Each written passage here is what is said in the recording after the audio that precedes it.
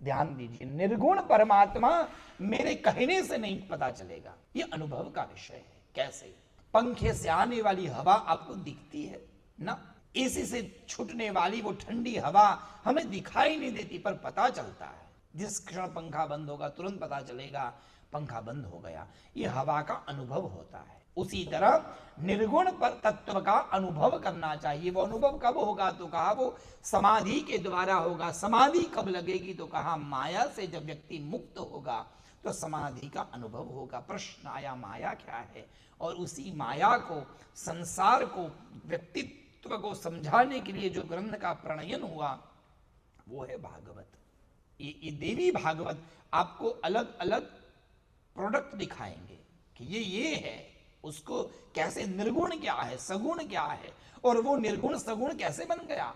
पानी तो बहता था, अचानक पानी में से बर्फ कैसे बन गया, और बर्फ को फिर गर्मी में रखेंगे तो बर्फ फिर पानी बन जाएगा। है वही पानी, कभी जड़ बन गया, कभी तरल बन के बहने लगा। तो पानी को फ्रिज में रख दिया तो वो पत्थर बन गया। पत्थर पर बना कैसे? नाम अलग हो गया। जब पानी था तो बहता था, पत्थर कभी बहता नहीं, वो जड़ बन जाता है। उसी तरह निर्गुण परमात्मा कुछ नहीं करते, वो जड़ है, वो बह नहीं सकता, वो दिख नहीं सकता, वो समझ में नहीं आता, उसका अनुभव नहीं होता। समझाने के लिए उसी निर्गुण परमात्मा ने एक रूप धारण किया। वो रूप कैसे धारण किया? तो कहा उसने वह रूप माया के द्वारा, माया शक्ति के द्वारा धारण किया। निर्गुण निराकार परमात्मा ने माया शक्ति भगवती का आश्रय लिया। जगदम्बा की कृपा से वही निर्गुण परमात्मा सगुण बन गए और उनके रूप बन गए। रूप बन गए तो हमने उन रूपों का नाम दे दिया। जब उन्होंने माथे पर मूल पिच धारण किया, जब मुकुट पहना, कमर में बंसी लगा दी, वही निर्गुण परमात्मा को हमने नाम दे दिया श्री कृष्ण। वही निर्गुण परमात्मा, वही तत्व, ब्रह्म तत्व, जब दशरथ राजा के वहां पुत्र बनकर प्रकट हुए तो हमने उनको नाम दिया श्री राम।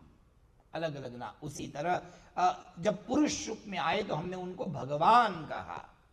वही निर्गुण तत्व जब प्रकृति के रूप में, भगवती स्त्री के शरीर के रूप में आए तो हमने उनको भगवती कहा।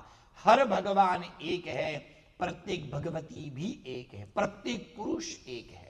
मैं एक ही हूं, पर मैं जब मेरी पत्नी के साथ बैठा हूं तो मैं उनका पति हूं। जब मैं मेरे पुत्र के साथ बैठूंगा तो मैं उनका पिता बन जाऊंगा।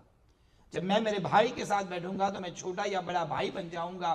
जब मैं मेरे माता पिता के साथ बैठूंगा तो मैं पुत्र बन जाऊंगा। हूं एक, कभी पुत्र, कभी भाई, कभी पति, कभी पुत्र, कभी पिता।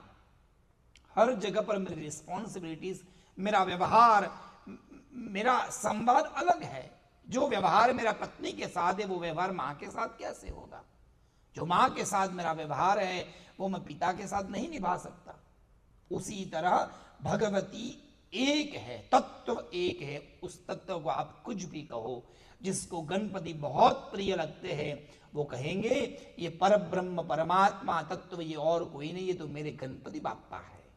उनके लिए वो सर्वोपरि हो जाए। अब जिस व्यक्ति को देवी अच्छी लगेगी तो वो कहेगा ये निर्गुण तत्व, ये मां भगवती आद्य शक्ति है। एक ही तत्व अलग अलग रूप में बिखर गया, अलग अलग बन गया,